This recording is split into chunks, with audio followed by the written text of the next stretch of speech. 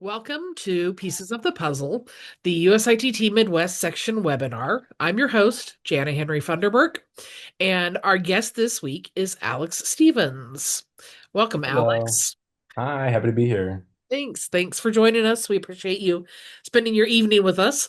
Um, Alex, um, I say in the broad world of you work in lighting, but specifically why I asked you to join us is that you do a lot of non-theater lighting is sort of your has been sort of your focus for a while now.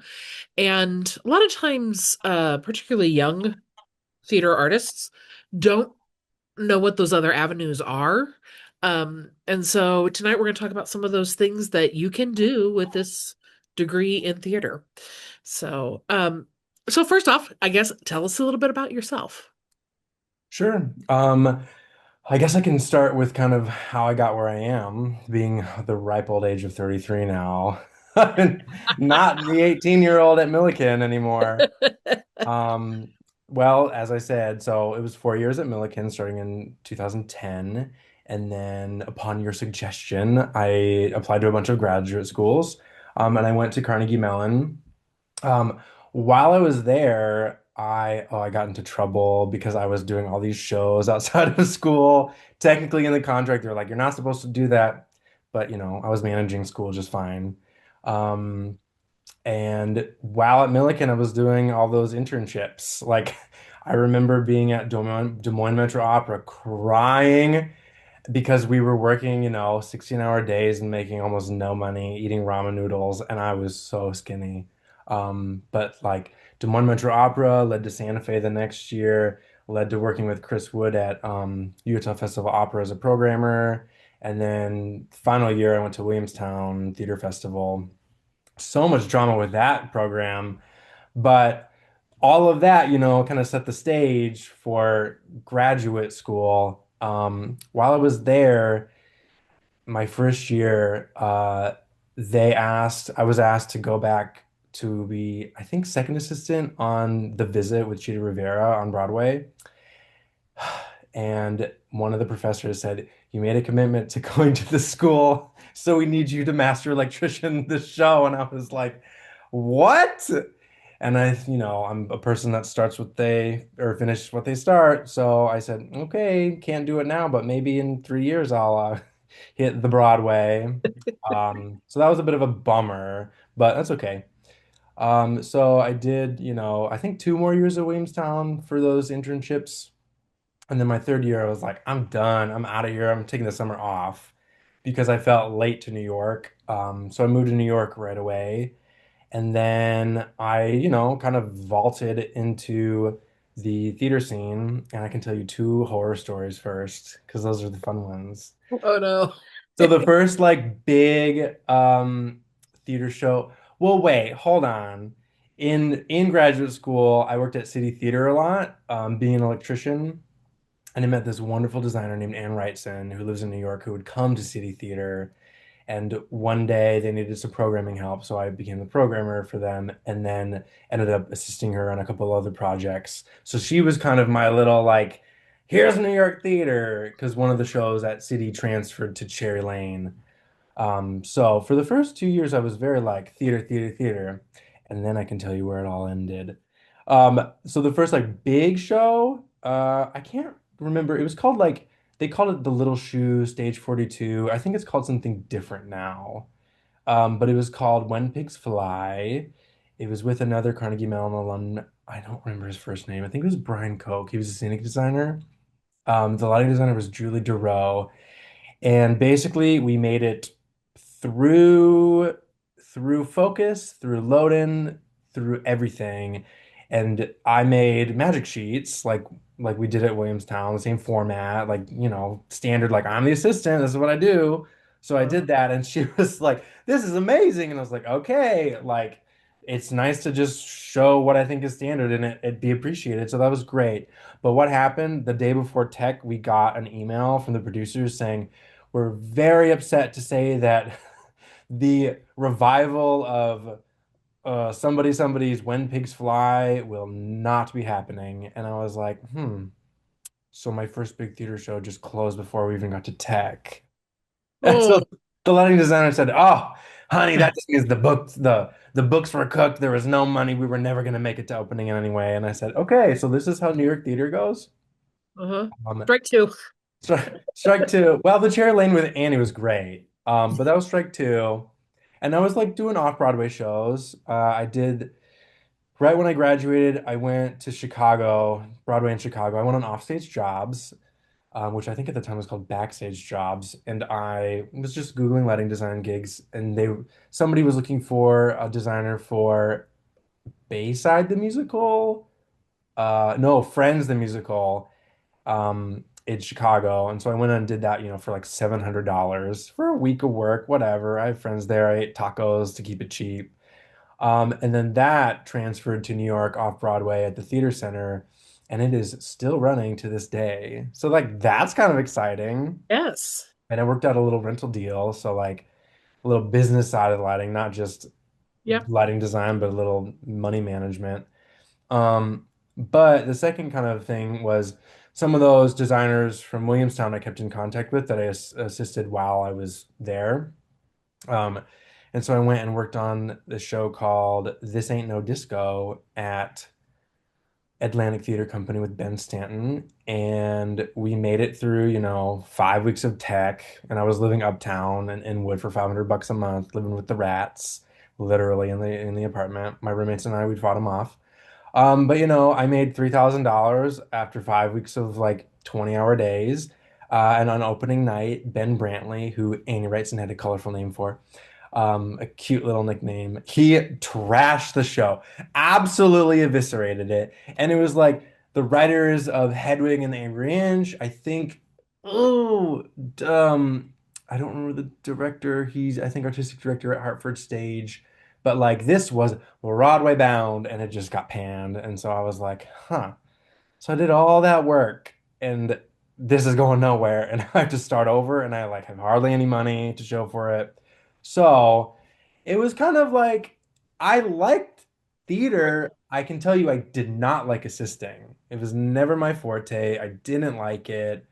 Having to be the middleman between the crew and the designer, it just wasn't exciting to me, and I'm not an organized person. So, like, I know my strengths and my weaknesses, and like organization like that, I like, oh, if somebody else can do it.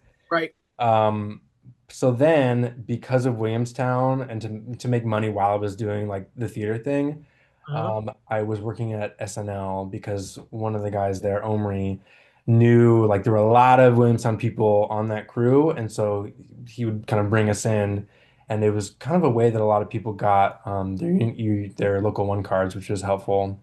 Yeah. So I met Omri, did a lot of SNL like remote shoot calls, and then I met this designer, Seth Bernstein, who was one of the designers for one of the remote shoot units, and he kind of brought me into the world of fashion and events, and sometimes like trade shows. There was this big exhibit called, oh gosh, it's a big fashion magazine. 49 rooms, 59 rooms, 50 rooms. Oh no. But it was essentially like it was an influencer event where a lot of different brands would like create a space and then you would pay and show up and kind of go and so like the space had to be interesting, it had to feature the product, but it also had to be good for selfies. Like there had to be little selfie spots everywhere. Um, and so through Seth, like we were just doing all of these different events like that, like Nike All-Star events, just like events, and all of a sudden I was like, what's happening? So like these like Omri and Seth are keeping me massively employed. And it's not like I was actively pushing away theater work, but I was like, I'm booked, I'm already booked. And so there's kind of like And making more than $700. yeah, the money was good. The money was and is good. And so, and I kind of found it more a little faster paced and kind of like always different. Cause like thinking back, right after COVID, I was still pretty unemployed. And I went and programmed a show at Paramount in Chicago. And it was interesting to see a tech process because it had been like 4 years since I had been Oh, in tech, and I was like, oh, this is awful. We're sitting here for like 10 hours in the dark, and we're uh-huh. coming in before rehearsal and we're staying later. And I remember there was a big push for like the Brits were doing it. You know, Brits are all the rage, really. Um, they were like pushing for 8 out of 10s on a lot of stuff in the West End. And I think it was kind of seeping over here, and we were all like, yeah, this is great. This is so much better. Because like I remember, hour 8 and 9 being like Pretty juiced, useless. trying to design a show and like, I'm done for the day. Can we go? Yeah, Um, so it was interesting to like be there again. It was great to be the programmer because I just sat up in the wings and like programming and like listening to the chaos down below. And I was like, "Ha, it's not my problem." Um, but yeah, so going back a little bit, I kept saying yes to the people I liked working for, doing the things I liked, and I miss it sometimes, but I just kind of sort of careened a little bit away from theater. And then I think the biggest shift in my career was when an alum from Carnegie Mellon named Chris Warner popped on by and was like, "Do you want to do a light up botanical garden with me?" And I was like, "Sounds good to me." It sounds like another right. 49 rooms or whatever it was called. Um, Uh-huh. and that was kind of the start of the relationship with him. And now, is there anything that I've said that you want to expand upon, or should I just keep going? Um, keep going. So give us an overview. Like, since you're not doing theater, you mentioned fashion. Is that you mentioned botanical garden? Yeah. What other give us a general like what other arenas have you worked in?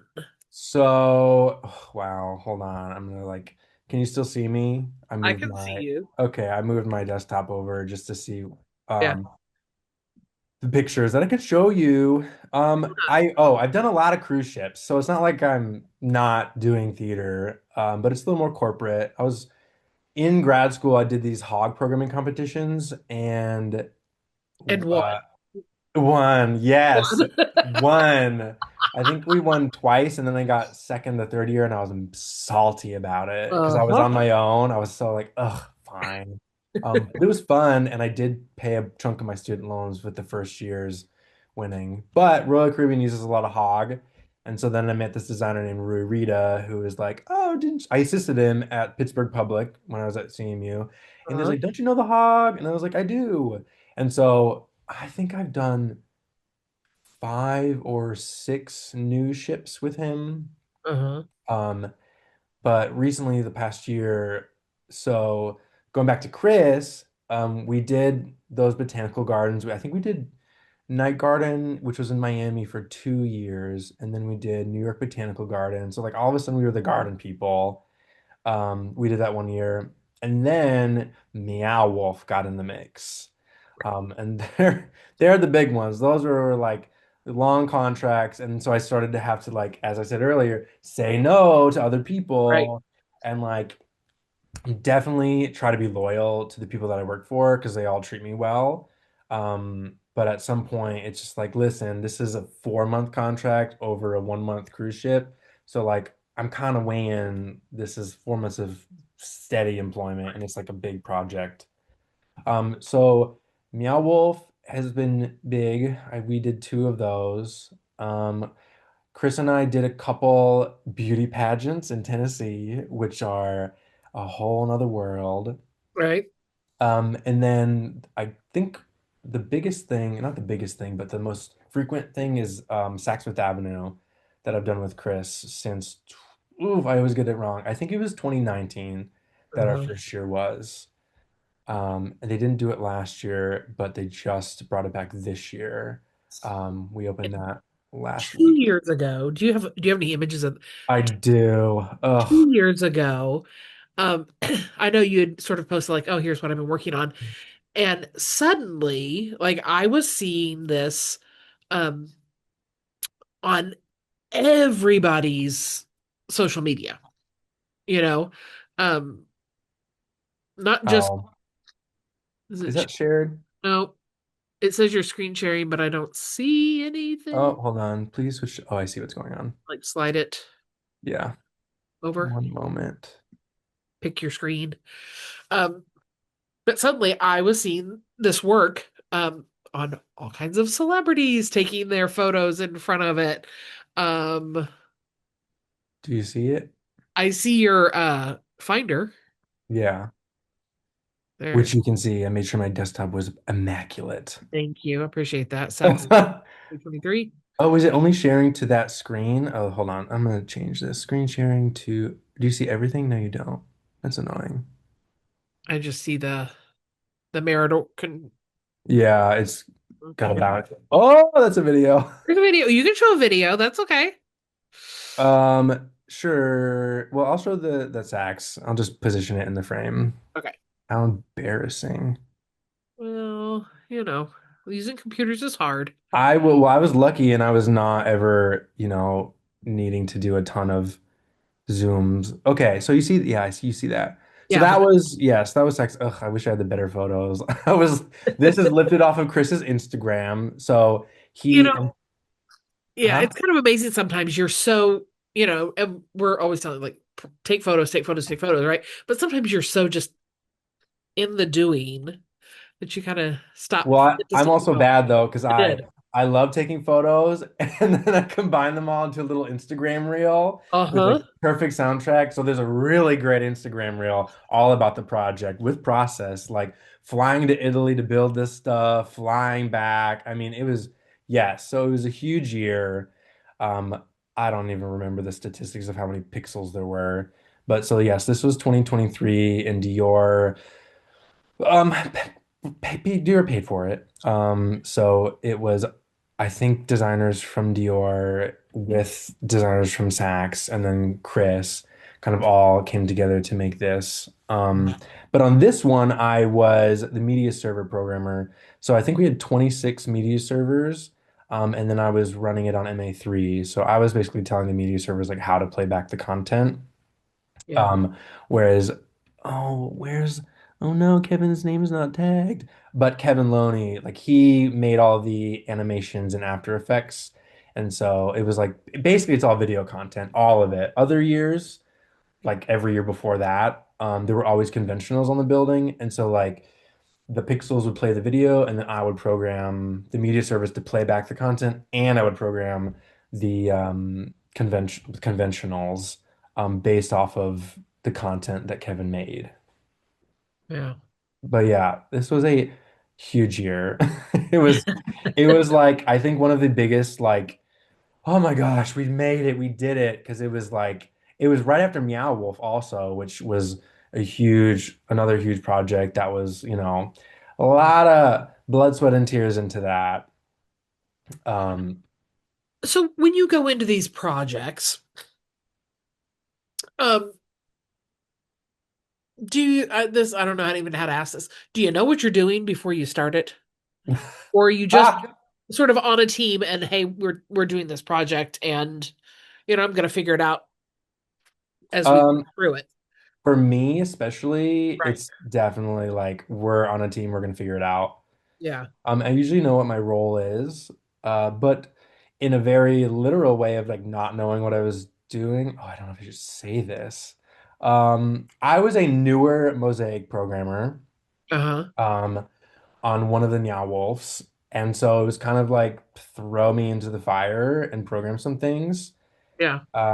And well, cause watched a lot of YouTube videos months before the project even started and like opened up a file and started clicking around and using simulate mode to like see how to turn lights on and and like Right. I know how lighting consoles work, I know how DMX works, so how hard could this be? Um so while I knew that my role was gonna be programming, I didn't know how involved it was gonna be.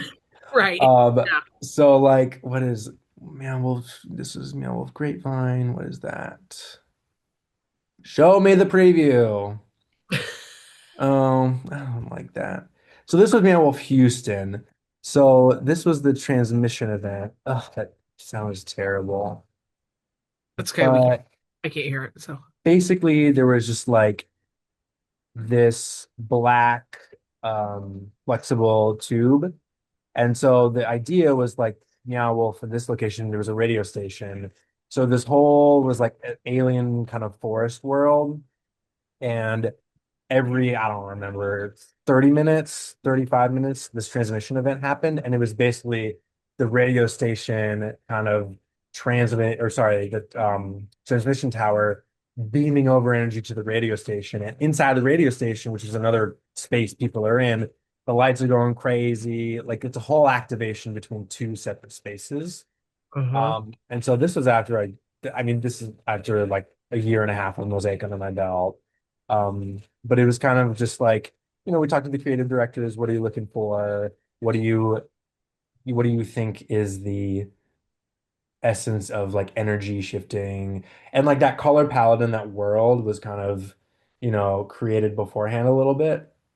But I got to just riff off of it as it went. So yeah, Yeah. to answer your question, there's a lot of times when I'm like, well, I've never done this specific thing before, but I've done a lot of things like it. And I'll say, as a programmer and I guess I would say co-designer, um, oh, I can get rid of this now. I can stop sharing. Well, maybe I'll show other things. Um, I, oh, shoot, I lost my train of thought. I'm like, I consider myself more of a Swiss Army knife than like a specialist. Like, Uh-huh. I don't want to. I just kind of stay away from TV because like the people that program TV are very good programmers and like that's what they do 24/7 and I'm like I know that's not me. I also don't I like that amount of pressure I don't think is fun. So I just haven't really done it. Um and I can hear them all saying like you're selling yourself short. You're not a jack of all trades. But I just like to have like a bunch of different skills. Like there's Mosaic, then there's like Hog ESMA, and then Uh-huh. there's oh gosh, and I'm like blanking on the other things that I do. But oh gosh, for this Conjuring exhibit, for Six Flags, my friend and I did a like immersive walkthrough haunted house and it was very successful. And he was like, "Oh, do you know Bright Sign?" And I was like, "No, but I can figure that out." And that's just like it is just like a media playback device. And so Yeah. I was doing video and I was like, So I called Chris. I was like, how do you focus a projector? He was like, oh, just like do your keystoning and then do four corners. And I was like, okay. So the seven projectors I threw out, well, they were placed for me. And I turned them on, turned on the bright sign, figured out the files, and focused them and then made sure that they were cooperating with QSys because it was some scripting that we had to do and some UDP events. And for instance, like one of the pieces of content we got was not good. It was like a person in a noose because it's a haunted house and it was Right. on a big white background. And so we turned the content on and it was just this like silhouette of a person with a big white square. And I was like, oh no, this is not good. So opened up Photoshop, or no, we couldn't use Photoshop because it was a video. So we opened up After Effects and like Uh-huh. bought an SVG of some spooky tree branches and like changed the color of the background and made it bigger. And so then made this actual like piece of, and like, did I know any of that 10 minutes before? No, I didn't. But that's why my friend keeps me on the team because while I finished, like I cranked out the video portion, like then I could go and help him on the mosaic side because he knows that I can do that. So it's just kind of like being resourceful and a little bit of Googling here and there. So I think, again, well, I just think that is such an important thing, I think, to hear is that there's there's not always going to be a situation where a director tells you what it looks like, right? oh, Or how to do the thing. They don't know. They have an emotional response. They have it feels like this. It should bring energy, and you have to translate that, but then how to accomplish that mhm. is often that is the trick, right? To figure that part out and what tools do we need? Do we know how to use those tools? Well, they're similar to these other. Um, eh, And relating more to theater, I do a showboat in Nashville, and one of the notes I got from the director was, "It looks like she has potatoes on her dresses." And this was years ago, and I was like, "Ah, yes, that's the gobo. All right, I will turn off the potatoes." And he didn't know to Right. say He doesn't know what. gobo, Right. but I was Right. like, what's hitting the dress that could look like potatoes? And like, come on, I just turned the light on. It was because they were unfocused, so they had a little brown edge, they were kind of blobby, and I was like, Yep. I Yep. turned it off, focused it, turned it back on. He's like, oh, that looks great. So Right. But yeah. probably if you had left it on and tried to, he'd be like, no, it's still there. I can still see it. Right. It's the Oh turning it yeah. off, fixing it. Ta-da. Sometimes it's being deceiving. Yeah. I think there is that part, whether you're working for um an end user or, in a theater company, or there is that part. Ultimately, you have to deliver, right? Um, Yeah. ultimately, I think it's the I don't know, but I can figure it out part is important to know whether you can actually figure it out and actually Yes. deliver Oh, what you yeah. promised. Yeah, and I think over the years I have kind of figured out my comfort zone of like faking it till you make it. Yeah, But I also think that I have a pretty strong base of like not faking, if that makes sense. right. There's a definite skill set. Um, but sometimes there's a little freak out of like, oh shoot, I'm over my head. But you know what happens when you're over your head? That's when you call a friend and you're like, I'm over my head, or you just tell someone. Like there's nothing worse than not knowing the answer and like faking the answer. Like that's bad. That's when you get yourself in trouble. That's Yeah. when you like find yourself kind of underwater, and like if you've been a little too grandiose and you're like, I got this, you're like, uh-oh. Yeah, that's when it gets serious. And I've only been in that situation once, but I did manage to save it. I saved it. But it That's was a little touch and go. The designer was like, "Could we do this?" And I was like, "That's gonna take forever." And then the other designer came over and she was like, "What? That's gonna take forever." And I was like, "Yeah, it will, because it would." And then uh, she said, "No, no, no." I was like, "Well, what about this idea?" Because always got a bag of tricks. And I'm like, "Oh, that's great." yeah, this might not be possible, but what about this? Yeah. Something similar, something And it adjacent. like pulled an idea from the original, like the Right. co-designer. So it was like, we're safe, we're safe. Because then the electricians came over and they were like, oh, we're not paying you for overtime. You can't stay here to do that. And I was like, look, she wants me to stay. You don't want to pay me to stay. What do I do? But Yeah. that reminds me, um, I think it's important for people to know that this production electrician, um, she said, I think there was a gig, this was years ago, and they already had a programmer, but she was like, "Do you want to just come as an electrician, but like you maybe be programming on the side as well?" And I was like, "Sure." And she said, "It never hurts to have more smart people in the room." So like even if you're like this role, if you have any knowledge about that role and like somebody comes to you in a situation, like if you know that, like say something. I mean, Mhm. don't walk in and be like, move aside. I'm Right. actually here to take your job. Like, no, no, no, no. It is just helpful to like be smart and like know things. And when somebody's like, we've got a problem, be like, I know the answer. Uh-huh. I recently did a little gig where I was working as a stitcher, Uh-huh. which I have not done in a minute. I bet that sewing machine was on fire And though. by a minute, I mean probably 25 years. Um, but to be hired as a stitcher, do you know what I Yeah. mean? Um, and looking around with I'm just like, so that snap, okay, right? But looking around with that professional eye and going, there's no way you're going to get this show done on time. Do you know what I mean? Like, and so I was like, I am available on Saturday as well. Like, just putting it out there, right? It's Thursday. Yes. I'm just saying, should you need and that was the moment where they kind of stopped and looked around and went, yeah, we better get some overtime approved. Um, I'm not sure they knew yet that they were not going to finish, So Right. sometimes it is that like, I'm bringing a different skill set here, kids. Um, Yeah. yeah. Oh, and then I think I told you this story, but this is another like, don't doubt yourself, even if you're just a little freshman in your first internship. Yeah, you absolutely knew the story, but this is from years ago. This was Des Moines Metro Opera Uh-huh. when they brought in the electrics, and I was just a stage crew intern, and like obviously I knew how to do electrics. But they flew the baton in. What was it called? Uncle Buddy. They like buddied, whatever. They tied the line set off, and then they loaded the weight first without putting in the lights on.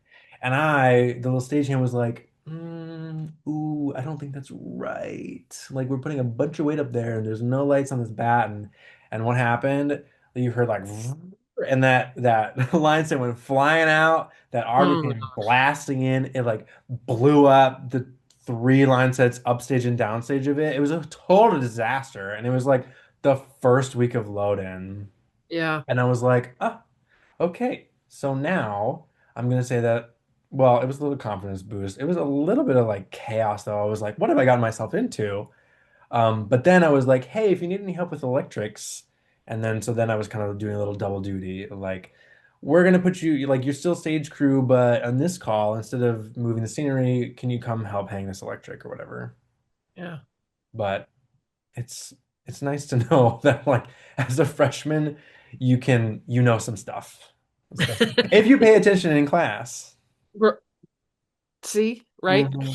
Um, and those things are going to come in places where sometimes never expect them to. Yeah. Do you want another story about like not knowing something but having an idea? Sure. It's really bad. Okay, so I'll show you a little video first of what the project was, and then I'll tell you what the disaster was. Share. Oh, I can just share my desktop. There, this will be better. Boom. You see everything. Okay, Uh-huh. where is VinPearl? This is a little Instagram thing, and the sound quality is probably horrible. Ooh, video content. Yeah, I mean, yeah, I can't hear the sound at all, but that's okay. We can see the Oh, video. okay. See the video. Where is this? So this is in Vietnam at Vinh Pearl Harbor, which is kind of like a downtown Disney-esque kind of thing. Okay. And so we were in charge of lighting, um, and they just wanted a show to keep people in the park longer. So it was like a nighttime stunt show. And there was pyro, which I don't think you saw any. Well, there was fireworks, but then there were like flame cannons. Uh-huh. I'm not going to name any companies here, but there was an effects company that was with us, and so we lighting was triggering. It was all on a Q server, so I programmed everything on the console, and then basically recorded DMX values through the Q server so that they could show up, do the show, and just hit like go show. And then Right. there were like disables for no pyro. Well, fireworks are not as, but like no flames, no Yeah. water, and then no sound. I don't know. We did not have that. Um, and it was quick. We were about to leave the country. The show was opening soon, and effects were a little behind.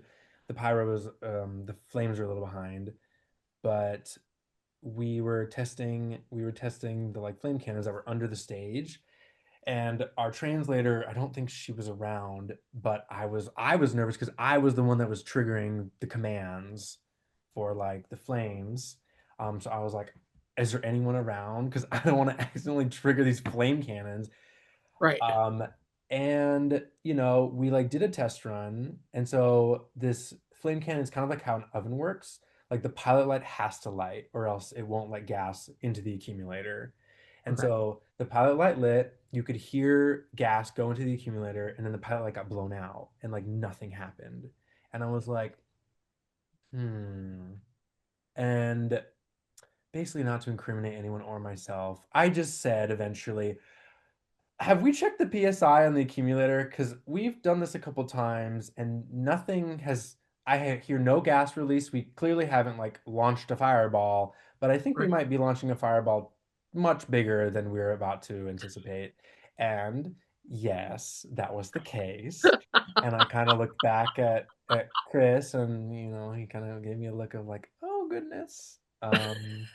But you know what? No one got hurt. we fix the problem. So sometimes you see something, you say something, and like not my department, but just Right? using my eyes and ears. And because I was the one actually triggering the event, I did feel responsible for people's safety. So Of course. That um, that's a huge, safety first, right? Always. yeah, I was like calling for the translator. I was like, "Can you please take the God mic and say like get away?" Because Right. we don't know what's gonna happen here. Oh, good thing, huh? Well, Yeah, yeah, no but footage, no footage of the fireball, huh? no, surprisingly not. It did work and it was cool, but we did a test at 15 psi and it was way too big. It was like, oh my gosh, the windows of the booth that they had just built rattled. And we were a little above 15 psi when I said the like, are So we okay? yeah, Are we okay here? Um, a little above. so that's another example of just like Chris was like, you want to go to Vietnam and light a stunt show? And I was like, okay. Yeah, I think there is a through line there. You may go like, I did this and then I did that and I did that. But what I hear is a lot of like, I just said yes. I said yes to doing a summer theater gig that in opera, which is maybe not my thing. I said yes to assisting somebody for I said yes to design a show for not a lot of money. I Yeah, said yes to yes to yes. And I think those yeses connect over time. Um, absolutely. yeah. Yeah, for sure. So, if you are a person who always says no, you will be right where you started, you know? Yeah. Yeah. And especially like sometimes that yes, like led to a person that maybe you only worked with once on something, but then they introduced you to somebody else that needed something. So like Yeah. the connection's all there, you know, like they say everyone knows everyone. Yeah. Um, Yeah. so We say 37 people in theater, right? Um, 39 rooms, that's what it was. the number keeps changing. I know. I'm pretty confident though. If I Googled it right now, I think I'd be right. This is such a small business and people move around so much in this business that yeah, it doesn't take too long of sitting down with a complete stranger to figure out who you know in common. So, um, and that can work for you or against you, you know, Hmm. this business. So, It is it is kind of fun. So, um, there's been a party in Vegas for new designers that I've helped with. And it's so cute seeing like new recent or soon to graduate students come in and just kind of like freeze up because like Ken Billington is there, Jeff Ravitz is there, and I go up to them and I'm like, "Hi, do you want a taco? Do you want a drink? Are you 21?" Like, but really, I'm just trying to get them to like, I'm like, just say something. Just right. say hi. Like, say, I'm interested in, I saw your show and it was really cool. Like, anything, just like have any sliver of just like a personality or confidence because, everyone is looking, I think, to help everyone. Like, really, there's enough work for all of us. So, Yeah. it like feels good to help other people get work, and to like make the introductions that matter. Because Uh-huh. sometimes, careers are launched by just an introduction. Absolutely. Absolutely. That's really cool that you're helping young designers sort of with that network. Um, how do you go about keeping your network fresh? I don't. Ah, well, I would say that I'm really fortunate in that, like, I, well, no. So I'm just nice to everyone that I meet. Like that's that seriously. So Well, so that's my something, friend isn't it? Kyle, he was working at SoFi Stadium when Chris and I did Meow Wolf. We needed another mosaic programmer, and so um, Chris asked someone who was not available, but they said talk to Kyle. Chris didn't know Kyle, so then Kyle was on our team. He was able to take a little time off. and join us. And then eventually, like Kyle left that full-time job and it works for Four Wall now. And so Four Wall is well, I guess was opening. Oh gosh, 4 months of overnights. They were Right. opening the new Epic theme park at Universal's Epic Universe in Florida. And so Kyle was like, "Hey, we need freelancers. We need mosaic programmers. Come down." And I was like, "Okay." And so what went from a 6-week contract went to 4 months, and like, kaboom! There was. That's a pretty direct line. Like Chris Right. to Kyle, who was like my coworker, and then now Kyle was kind of my boss. And it was because I was nice to Kyle. We definitely butt heads though sometimes. But we're the same age. We get like catty with each other. You, Um, Caddy, never. Never. Yeah. Yeah, but I'm fortunate that the people that I made connections with like continue to employ me, and introduce me to other people that could also employ me if they wanted. But this is where I kind of what I said about like trying to stay loyal to the people that treat you right, because it's a lot easier to say, yes, I can do that, to a gig with someone that you've worked with before and that you have that relationship. Because chances are they probably know that you don't know as much as like they like Chris knew that I wasn't a mosaic programmer, but he was Right. like, he's figured other things out. He can definitely figure this out. Yeah. Um, so yeah, and then those other designers or people that I worked for, when I have to say no to them, like I don't say sorry, bye, good luck. I try and give them heads up like months in advance, like I'm sorry that I can't do this. Like I couldn't do Puppy Bowl this year because I had another conflict. And so I told the designer, I was like, "Hey, I can't do Puppy Bowl this year." And he'd been asking for a little bit and I like was waiting for confirmation on this other gig. And I was like, I want to make both people happy, but thankfully I like got confirmation the gig was happening. And so I was able to give him like 2 months heads up, be like, I'm sorry, but I can't do it this year. This other thing is going to take up a lot more time. And so it was like the 1 week of work versus the 4 month, not 4 months, but like 4 weeks of work.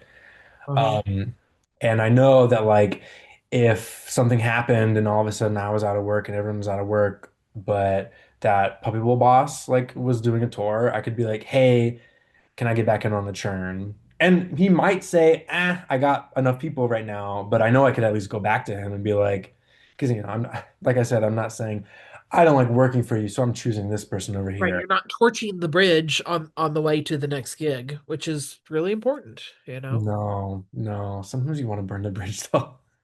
I've never burned a bridge, but I Uh-huh. wanted to. Um No, I think that is a I'd love to work on your project, but, is Yeah, because it sucks, but like people, it happens to people all the time, like being double booked, right. because some people get lucky with it and they're like they do double book themselves, and then all of a sudden the gigs move. Because yeah, gigs move a lot, but like I can't do that.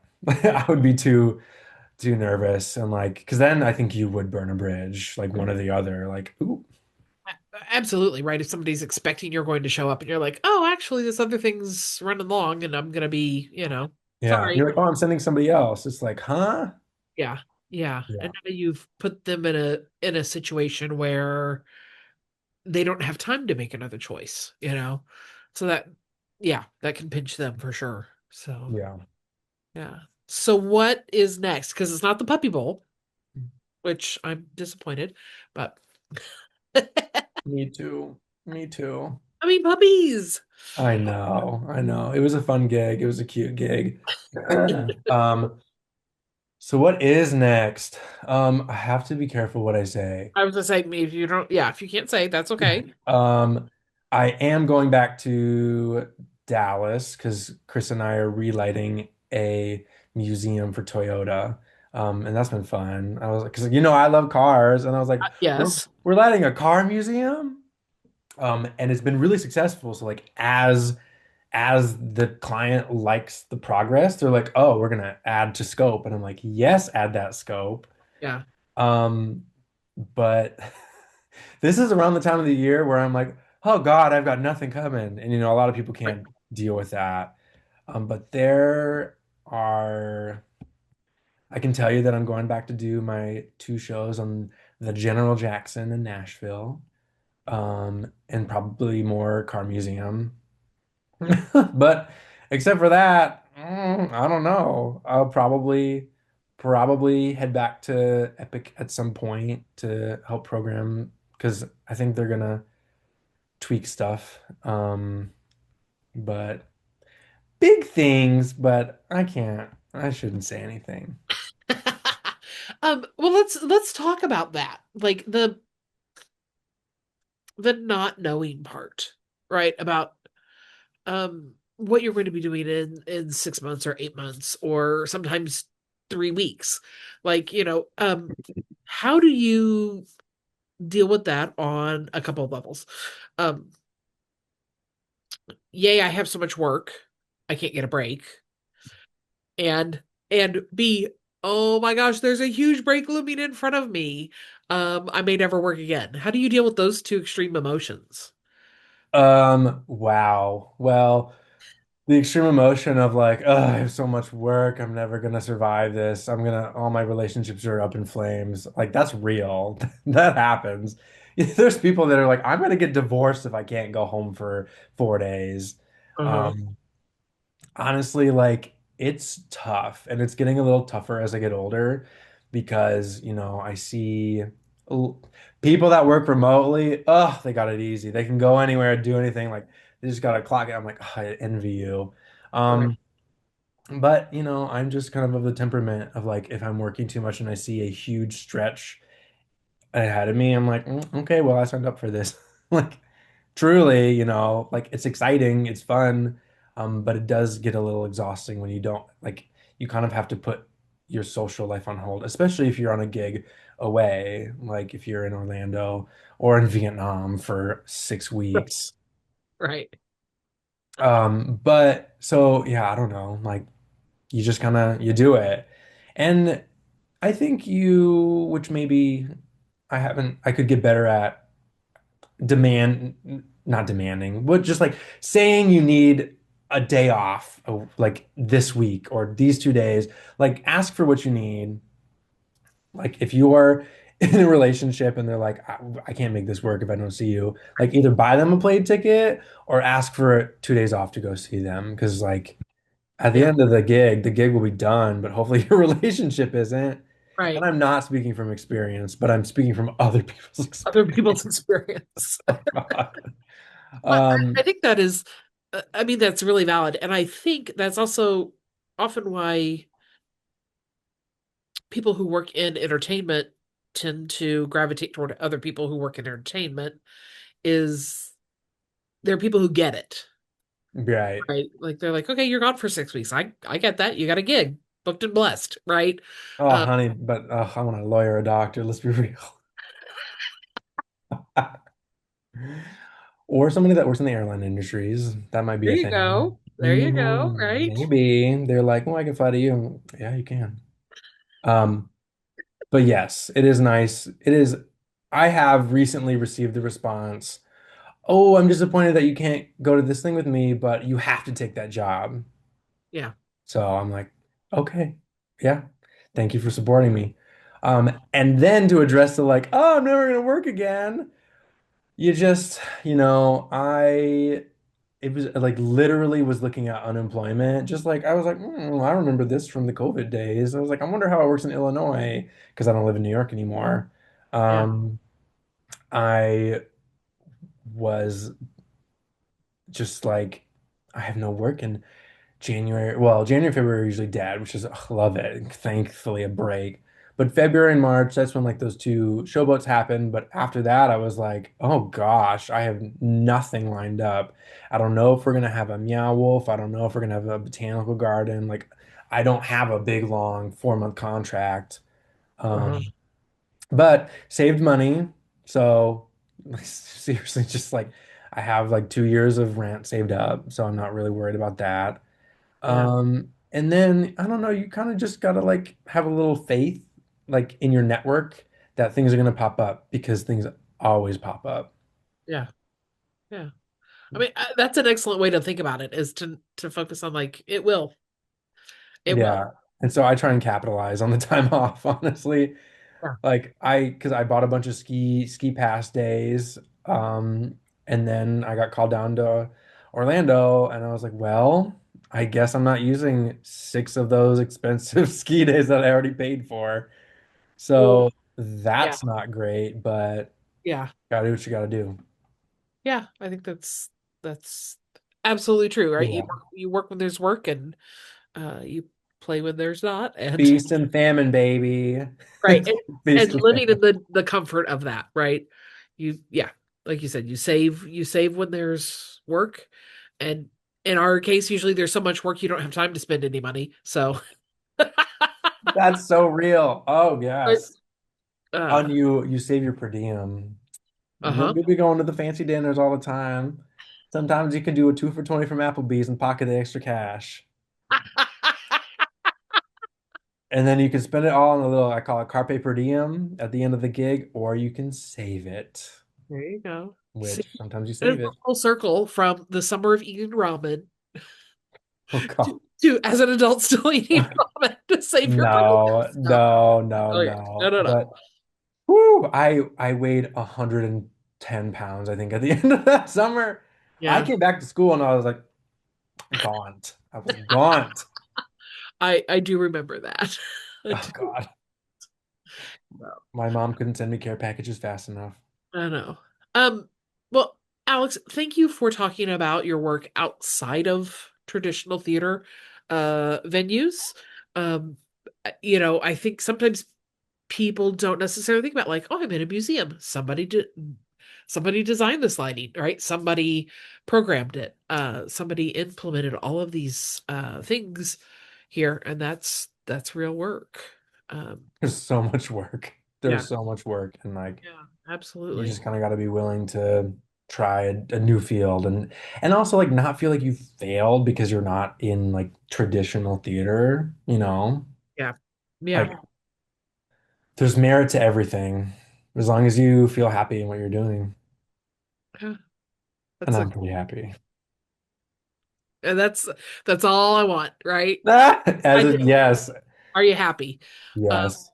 that's pretty great. So, well, thank you for spending your time with us tonight. I appreciate it, and thank you for those who have watched this. And we'll see you. We're off next month, but we will be back in January with Mary Halliday, who is a prop supervisor for West End shows in the UK, including things like Stranger Things and the new Hunger Games show. So she works on some pretty cool things, and we'll talk to her about that work. So thank you. Thanks.